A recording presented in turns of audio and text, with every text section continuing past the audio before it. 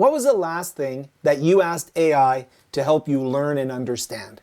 And were you challenged with the response that AI gave you?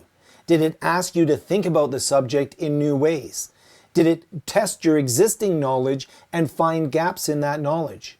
Did it go through and provide different analogies or different perspectives on the questions you were asking? And would you be able to teach what you learned to someone else without having to refer back to the AI response? For a lot of people, myself included, the answers to these questions can sometimes be a little bit uncomfortable because a lot of people are using AI to bypass the hardest part of learning. They ask for a summary, they take the information generated by AI, copy it and paste it into a document, and 5 minutes later, they've completely forgotten it. The AI has learned something, but the person has not. They've outsourced their brain. Now, there's nothing wrong with using AI as a tool for discovery or exploration, to take notes, to grab information, but true learning requires effort. And if we really want to move from a cheat sheet or a discovery tool into something that is a true cognitive coach that helps us learn and retain information using AI, then we need to use it differently. And that's what I'll talk about in this video. I'll show you how we can use AI in a more meaningful way to engage in true learning activities. Now, I totally get it. We want to be able to learn a lot of stuff. We want to be able to learn it faster. We want to be able to know more about the world that we live in or subjects that we're interested in. And AI is really good at making us feel like we've learned something. It gives us a wall of text. It gives us all sorts of different aspects of whatever we're interested in. But this is an illusion because real learning actually takes effort. The type of learning that's going to stay with you, that you're going to be able to build upon. You have to go through the challenging process of basically being out of depth, of being challenged, of facing some hardships. Learning occurs when we actually engage in the material that we're trying to learn. We don't want to use AI because AI can, well, we will use AI, but we don't want to use AI to create an illusion of competency. We want to use AI to support us in actually developing true competency. So then how can we use AI in an effective way that supports our learning? I like to think of creating an AI learning journal.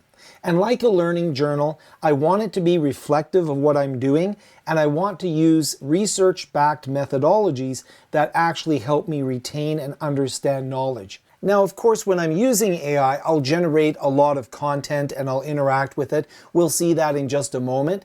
But another thing that I do like to do is often have a physical journal where I write down my reflections on how I worked with AI in order to learn a specific topic.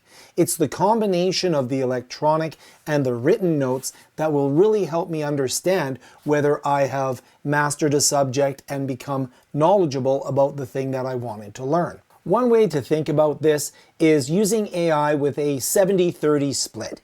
You're going to do 70% of the work and AI will be there to do 30% of the work.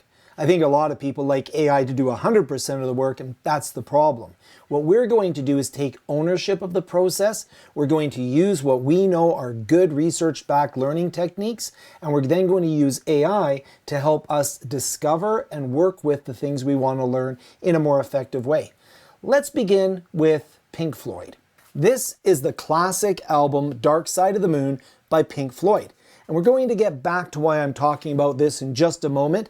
But just in case you're not of a certain age or you're not a hipster, we have a vinyl record. This is what a vinyl record is, just in case you haven't seen one before. I'm sure everybody has, but just in case. Okay, back to Dark Side of the Moon. Dark Side of the Moon has a very iconic album cover. But what is this image?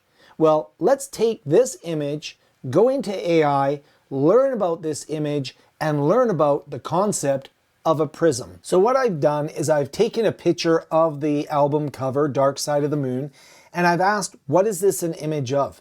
A typical question that I might ask of AI. And notice it's correctly identified it as being an actual album cover. I was really more interested in what is this an image of, not necessarily the album itself. But because this is a very famous album, because this is an iconic album, it automatically assumed that what I wanted to know about was what the object was, which is the album cover of Dark Side of the Moon. It talks about the legacy, it talks about some quick facts in here, but what I really wanted to learn about is the prism. Now it does mention here that it talks about, depicts a glass prism. So what I'm going to do is I'm now going to ask a little bit more, I'll copy this, about glass prisms. Now what I could do, and what most people do, is they'll put in a prompt such as, tell me about glass prisms, and they'll get a response. This isn't a bad response. I've got some information, how a prism works, talks about frequency and speed, and I'll just copy this and paste this into a document, and now I know all about glass prisms. Or do I? There wasn't anything here to challenge me. I don't know if I learned this information. I don't know if I could teach this information to someone else. I could go in if I wanted to and choose underneath tools. I could go into guided learning. And if I go into guided learning, I could say, tell me about glass prisms. Well, if I could spell today, tell me, maybe I should learn about spelling. But I could say, tell me about glass prisms. And I'm going to get more of a learning experience. And this is available in most generative AI now. ChatGPT, Gemini, Claude, they all have learning tools. And you can see here, it talks about it, gives me a little bit of information. And it says I'm going to ask guiding questions. Or what I could do is I could put in my own prompt. So when I put in my own prompt, and I have this prompt developed here, and if you're interested in the prompts that I use in this video, I'll put a link to our Skool Community where we talk about all sorts of things that have to do with AI in education, educational technology, and the intentional use of technology to learn, teach, and be more productive. We have a whole community forming there where we can have some deeper discussions. And I do have available the prompt pack that I use in this video, plus many more prompts that you can download from that site. So if we look here, I'm starting to learn, and I'll say about glass prisms. So I'll say, now notice here that what I've done is I've said I'm starting to learn. If I wanted to, I could go through and talk about I'm already an expert in physics, I've taken grade 12 physics, I've taken grade 10 physics, whatever the case may be, I can set the actual level of skill that I have. I want to build a high retention learning plan. Please ask me 3 diagnostic questions to see where my knowledge gaps are. So I'm pre-testing myself to see that I actually have some prior knowledge. In the world of education, we want to have a bridge that tells us why we want to learn something. We want to set some sort of objectives of our learning. We want to do a pre-assessment. We want to interact with the knowledge. We want to do a post-assessment, and then we want to summarize that knowledge. That's part of an actual learning plan. So you can see here, once I answer, I'm going to create a 4-session study schedule for me to use interleaved practice. Interleaved practice is an example of one of the ways that we can use research-backed learning to help us learn a topic. We're going to ensure that each session mixes, let's say this topic is going to be glass prisms. So we want to make sure we put the topic in here, glass prisms, with a related subtopic, so I can begin creating connections between things that are related to each other. So now this is under guided learning. I could do this guided learning or without guided learning. Both will work. And if I go in here, the AI is now going to spend more effort having me extract knowledge and start interacting with the things that I'm learning about prisms. So in this case here, it's great. It's always happy to see me do anything. So it's always going to say it's great or fantastic. But now it's going to go through. It's asking me some specific questions. So it's going to do some diagnostic questions in here. So I'm going to put, what are my thoughts on refraction basics? What are my thoughts on color separation? And what are my thoughts on total internal reflection? And in this case here, I could say, I don't understand these concepts. So if I'm a complete beginner, it's going to guide me from going from zero knowledge to actually a fairly substantial amount of knowledge about prisms. In my case, I studied prisms in school. We had to do that in high school science classes, so we had a lot of different prisms in here, but I may have forgotten that knowledge. I might not know the nuances of that knowledge, and you can see here, it's perfectly okay.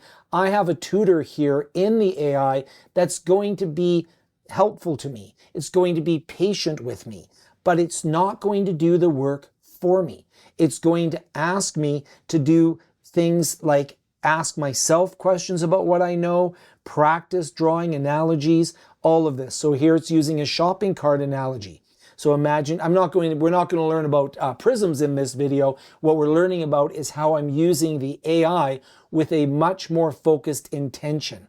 And we can have a lot of different prompts that will help us, both questions generated by the AI as well as different prompts where I'm not just saying, tell me something, I'm saying, ask me and challenge me to learn from you and then reflect that back.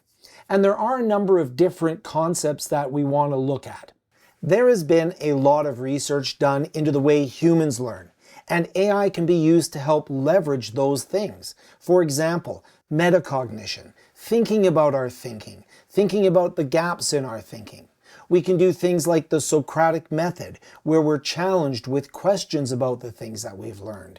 We can do things like dual encoding, creating multiple pathways and ways to learn. For example, text and images. And in the age of AI, we can even create videos, podcasts, and music to help us learn.